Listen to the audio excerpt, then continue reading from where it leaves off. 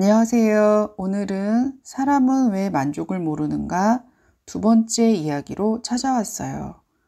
지난 화에서 설명했지만 처음 들으시는 분들을 위해 다시 한번 책 소개를 하자면 이 책은 로리 애슈너와 미치 에이어슨이라는 심리 상담 전문가가 쓴 책이고 끊임없이 불만족을 호소하는 사람들의 유형을 7가지로 나누어 진단하고 그 해결책을 제시하였습니다. 7가지 유형 중 오늘 함께 나눠볼 내용은 나는 왜 행복이 오래가지 않는가 입니다. 38살의 켄달은 12년 동안 남편과 두 아이와 함께 엘리베이터 없는 방 2개짜리 아파트에서 살아온 여성이다. 집 한 채 갖는 것이 늘 꿈이었던 켄달은 자기 처지를 비관하며 나날을 보냈는데 어느 날 놀라운 일이 생겼다. 위층에 살던 아주머니를 대신해 장도 봐주고 병원에도 모시고 가곤 했는데 놀랍게도 그 아주머니가 돌아가시면서 켄달에게 유산을 남긴 것이다. 켄달은 정말 행복했다. 나는 일단 내 집이 생기면 행복할 거라고 생각했어요.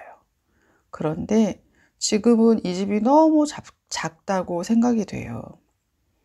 이삿짐을 다 풀기도 전에 이런 말을 했어요.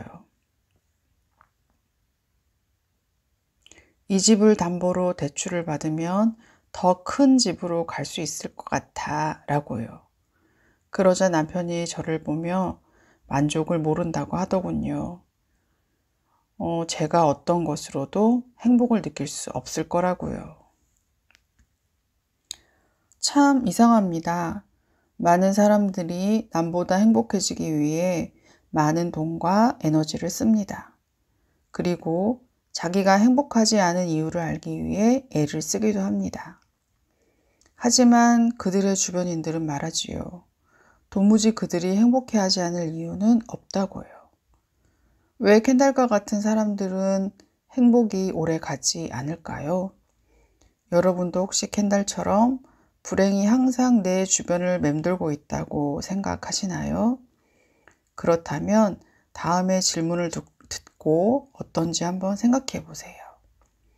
나에게 에너지가 혹시 부족한가? 어떤 것에도 관심이 가지 않는가? 혹은 이유 없이 불행한가? 나는 나를 항상 못살게 구는가? 잠을 너무 많이 자거나 또는 잠을 잘 자지 못하는가? 집중이 잘 안 되나? 결정을 내리는 일은 늘 어려운가? 공허감과 슬픔이 자신을 떠나지 않는다고 혹시 느껴지는가? 이 질문에 그렇다고 대답한 사람들은 만성 우울증인 기분 저하증을 앓고 있는 것이라고 합니다. 기분 저하증은 기분 부전장애라고도 하는데요. 우울증과 어떤 차이가 있는지 궁금하실 것 같아요. 우울증은 징후가 뚜렷해서 정상적인 기능을 하는데 어려움을 겪는다면 기분 저하증은 우울증과는 정도의 차이가 있고 핵심 증상은 만성적인 우울감입니다.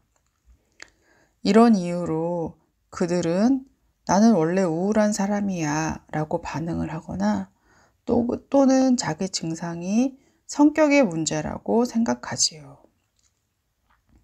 그들은 고통을 받고 있어도 심각한 증상을 보이지 않기 때문에 단순한 의욕 부족으로 여기거나 그러면서 상담 치료나 약물 치료의 필요성을 느끼지 못합니다. 이들은 그 감정에서 벗어나기 위해 음식이나 담배, 술 또는 인터넷 같은 미디어 혹은 성적 쾌락으로 잠깐의 위안을 찾기도 합니다. 하지만 그 순간이 지나면 어김없이 두려움이 엄습하지요. 바로 시간이 지날수록 더 많은 양의 자극이 필요해질 것이라는 두려움 말입니다. 그렇다면 만성 우울증의 근원은 무엇일까요? 사람들은 분노나 상처, 슬픔 등의 감정에서 후퇴할 때 만성 우울증이 생깁니다. 사람들은 분노나 슬픔의 감정을 해결하기 위해 모든 에너지를 쏟아서 노력하지요. 하지만 그것이 실패하면 질서를 다시 회복하고자 대비책으로 우울증을 앓는다고 합니다. 우울증은 자아가 목표를 성취하지 못해 자신의 기능이 낮은 단계로 후퇴해야 함을 의미하고, 그리고 우리에게 메시지를 전달하지요. 더 이상 자아 시스템에 의존해서는 안 돼. 즉, 희망이 사라졌으므로 외부의 도움이 필요하다고요. 한마디로 자아가 견딜 수 없다고 외치는 것입니다. 그리고 나서 모든 감정들로부터 후퇴합니다. 슬픔은 물론 기쁨 등의 모든 감정에서요. 우울증에 걸린 사람들이 그러면 뭐해? 그래서 뭐? 하면 늘 시큰둥한 반응을 보이는 것이 바로 이런 이유에서입니다. 인간의 고통을 연구해온 심리학자는 이렇게 말합니다. 많은 사람들이 고통을 받고 있다는 사실 때문에 고통스러워한다고요. 그러면서 고통으로부터 자유로워지기를 애타게 바라지요. 그래서 때로는 기적 같은 해결책으로 고통을 극복할 수 있다고 믿는 것 같아요. 기적의 치료약이나 물질적 소유를 통해, 또는 특별한 관계를 통해서요.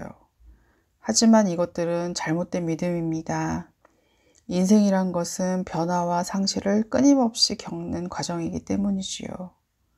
그래서 우리가 살아있는 한 고통은 어쩔 수가 없는 일입니다. 그래서 우리가 고통을 받아들이지 않는다면 더 많은 고통에 시달릴 수밖에 없어요. 우리의 삶은 25%의 피할 수 없는 고통과 우리가 만들어낸 75%의 고통으로 이루어졌다고 합니다. 가령 눈 오는 아침에 차를 몰고 출근하다가 누군가 뒤에서 들이받았다면 이 상황에서 화가 나는 건 당연하지요.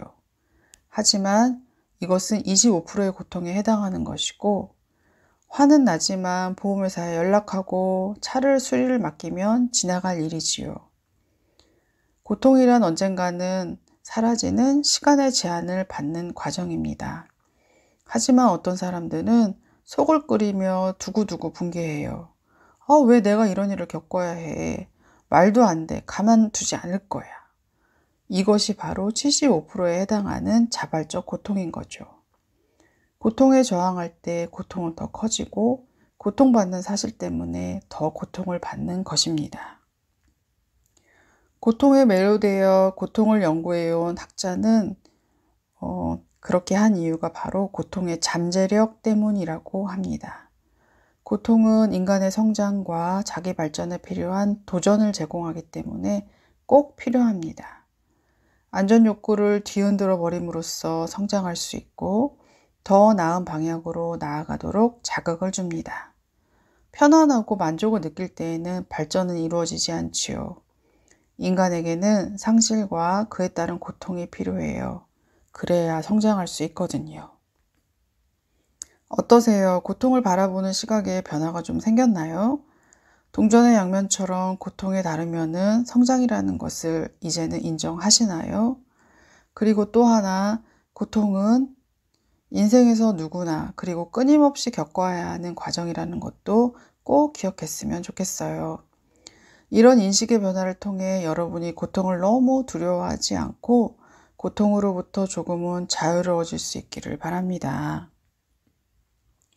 마지막으로 기분 부전 장애에 대해 팁을 하나 드리자면, 기분 부전 장애는 치료를 받지 않으면 주요 우울증으로 발전할 위험성이 높아져요. 그러므로 상담 치료나 약물 치료를 받으시길 권합니다. 아울러 신체적 운동과 수면 패턴을 개선하는 것이 증상이 악화되지 않게 하거나 예방하는 데 효과적이라고 해요. 그리고 주위 사람들의 지지도 많이 필요하지요. 주변의 소중한 사람들에게 도움을 한번 청해보세요. 그럼 오늘의 이야기가 여러분에게 도움이 되기를 바라면서 마무리할게요. 건강하고 행복한 일상 보내시고요. 다음 시간에 또 만나요.